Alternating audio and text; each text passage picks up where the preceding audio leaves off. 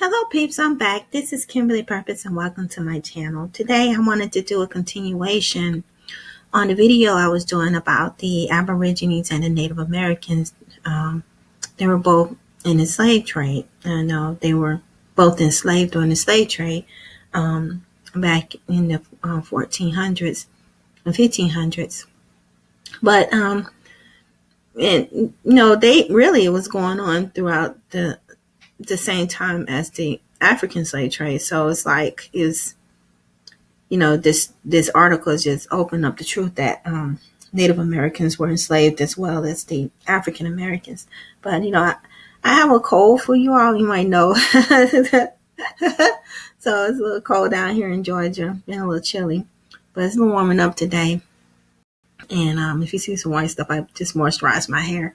But let me continue on with this video.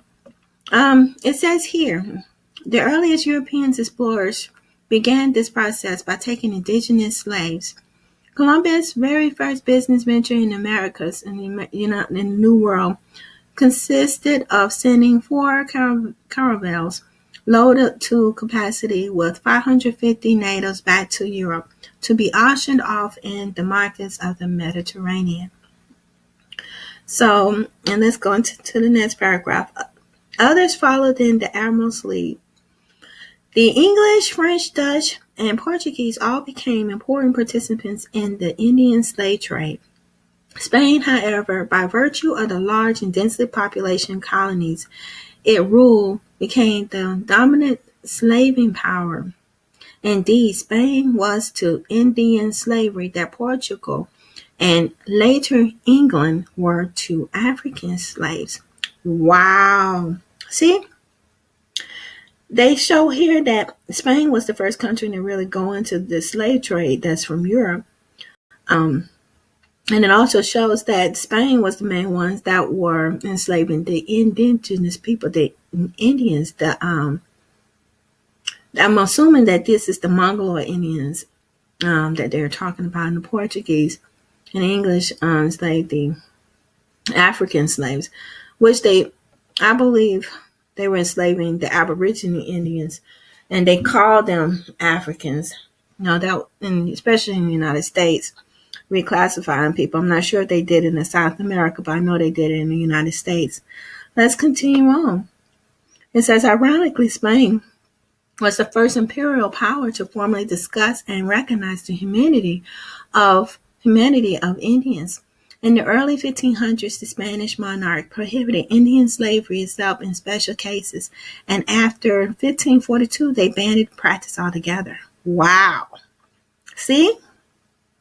So the Spanish was the first ones to stop doing slavery. I did not know that. That's interesting to hear. It says, unlike African slavery, which remains legal and firmly sustained by racial prejudice and the struggle against Islam, the enslavement of Native Americans was against the law. Yes, this categorical prohibits did not stop generations to determine conquistadors and colonists from taking native slaves on a planetary scale.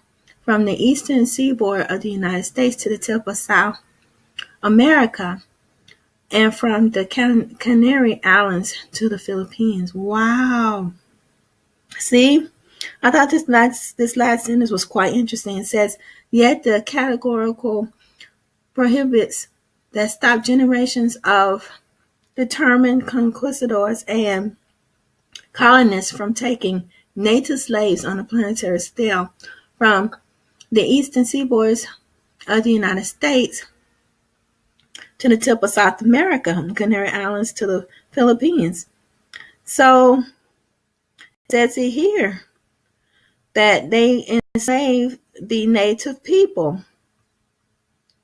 Right here in this paragraph alone admits that the native people, which includes the Aborigines, they kept on enslaving them. And they also mentioned the seaboards of the United States. So that tells you that the Aborigines were being enslaved, which is us, and the Mongoloids were being enslaved too. So it just continued on. Let's go on. The fact that this is that other slavery had to be carried out made it even more insidious. It is a tale of good intentions gone bad astray. Wow, there's no good intention. How can you say that slavery was a good intention? I disagree. It was never a good intention. Slavery was never a good intention, especially when you don't have no intention of ever letting people be free. The whole point is to keep them enslaved for centuries, and that's exactly what happened, especially in the United States. I'm pretty sure it happened in South America as well. Here's a picture right here, which I think is quite interesting.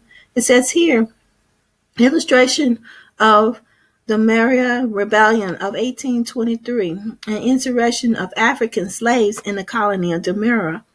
African women and children stand near a group of indigenous Americans carrying sticks from a semicircle around a European officers. They, like I said, over here, I believe this is in South America. So South America, they did have some African slaves, more African slaves sent there than here in the United States. But here's a picture of the African slaves right here, and here are the pictures of the Indian people here that they were enslaving as well. So this is pretty much evidence right here that they were enslaving both. And wow. Yeah, let's go on down. And it says here, according to the author, it believed that Indian slavery has been somewhat marginal, even if the traffic of Indians had flourished during the early colonial period. It must have gone into a deep decline once African slaves, paid workers became available in sufficient numbers. So it says here that initially they were enslaving the Indians, and then eventually they started having African slaves come over, and that's particularly in South America. But it's not that that's not true in Americas.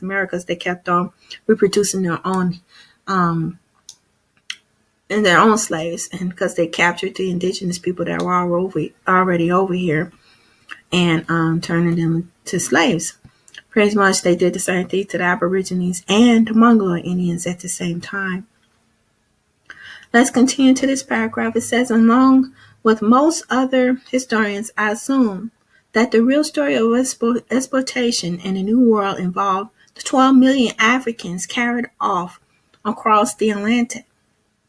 But as I kept collecting sources on Indian slavery in Spanish, Mexican, and U.S. archives, I began to see things differently. Wow. And see, this author said the same thing. He said originally he thought it was 12 million Africans, and it was only Africans that were put in slavery. But see, as you do more research, you realize that the truth is being told. You're starting to realize that it wasn't just Africans that were enslaved, it was also the indigenous people as well. The Aborigines and the Mongoloid Indians. Let's continue. It says here the Indian trade never went away, but rather coexist with African slavery. See? African slavery and Indian slavery were going on at the same time. From the 16th all the way through the 19th century, this realization made me ponder more seriously the question of visibility. So it says here, because African slavery was legal, its victims are easily to spot in the historical records. They were taxed on entry into ports and appeared on bills of sales, wills, and other documents because these slaves had to cross the Atlantic Ocean. They were scrupulous and could only say obsessive counting along the way. So this is where I'm going to stop. It's not that much more, but here it is. It says that the total tally of 12 million enslaved Africans matters greatly because it shaped our perception of African slavery and the final went away. And that's true. It makes us realize that not only the Africans were enslaved, and that Aborigines and Native Americans were enslaved too. So please like this video, thumbs up, and don't forget to subscribe. Until next time, peace and be blessed. Bye-bye.